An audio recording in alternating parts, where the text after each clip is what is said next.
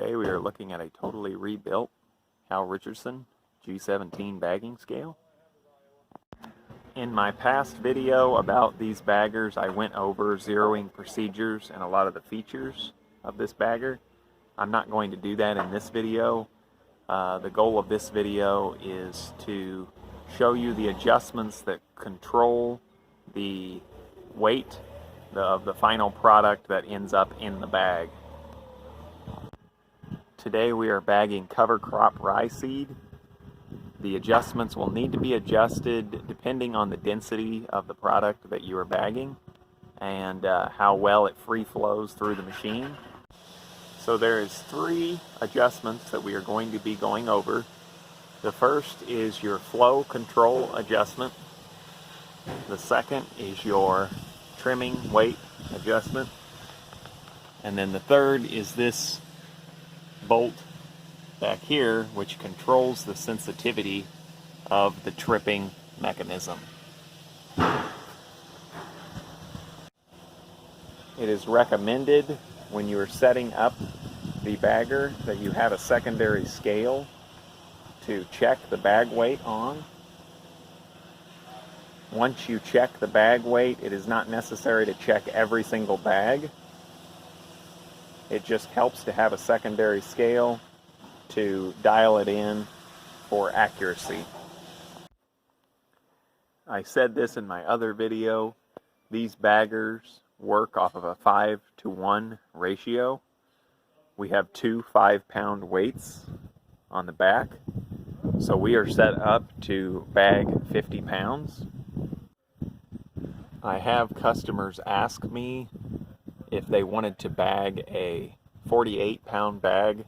They wanted to know how they would do this. I have the bagger set up with 2 5-pound weights on the back, so it will bag a 50-pound bag. But it's actually pretty simple. By adjusting the sensitivity of this trip mechanism, you could change it to a 48-pound bag. By turning this bolt either clockwise or counterclockwise, you would either increase or decrease the sensitivity of your trip mechanism. You can use this to achieve a 48-pound bag. If you turn it clockwise, it would increase the distance, which would add weight. If you turn it counterclockwise, it would decrease the distance, and this would take away weight from your bag. The same results can be achieved by adjusting your flow control. If you decrease it, it's going to make less product end up in the bag. If you increase it, it's going to add product to the bag. You can also make minute adjustments by adjusting your trim weight.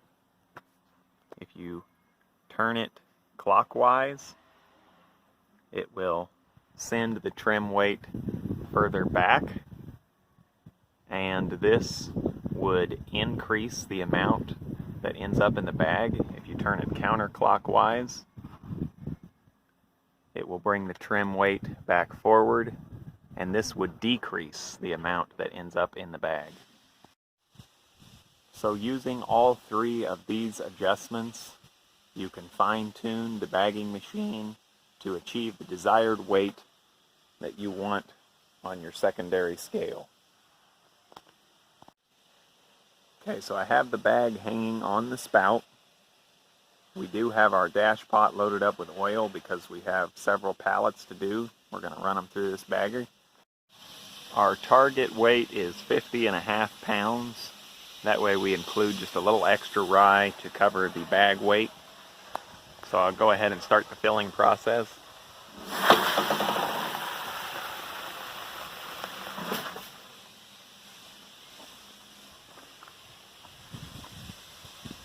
See our dial readout there.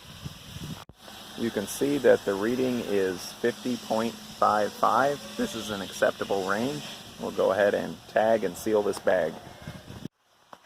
Here we're going to go ahead and do our second bag.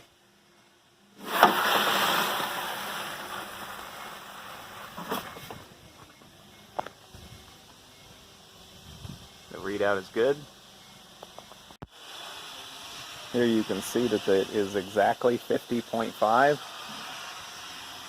No trimming has been done to either of these two bags. We'll go ahead and do a third bag.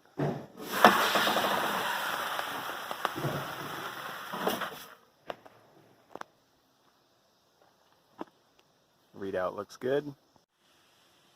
This one is 50.60.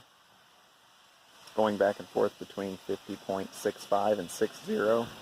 This is an acceptable range. I wanted to demonstrate this bagger doing a 48-pound bag also. Okay, so I have made adjustments to our bolt in the back, our weight here, and also the flow, trying to hone it in to 48.5 pounds. The half pound accounts for our bag weight. I'll go ahead and start the filling process. You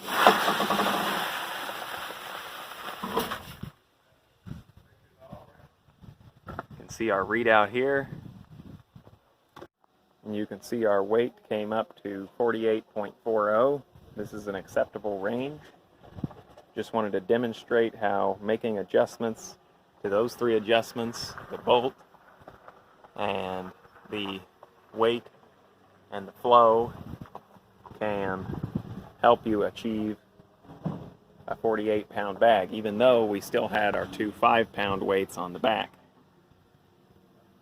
A lot of customers have asked me how to do this, so I thought I would make a video demonstrating it. This is the second bag, having it set to bag at 48.5 pounds.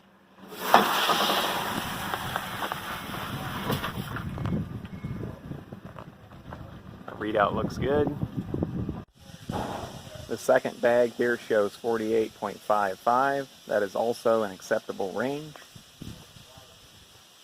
This shows that the bagger is bagging consistently.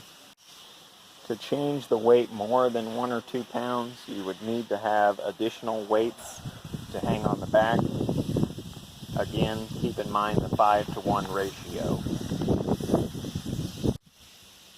Just mainly wanted to go over some of the settings with you. We were bagging rye today, so this was a good opportunity to do it. Hope this video helps you set up your baggers. These baggers are very good, very reliable machines. This one is ready to work for a long time.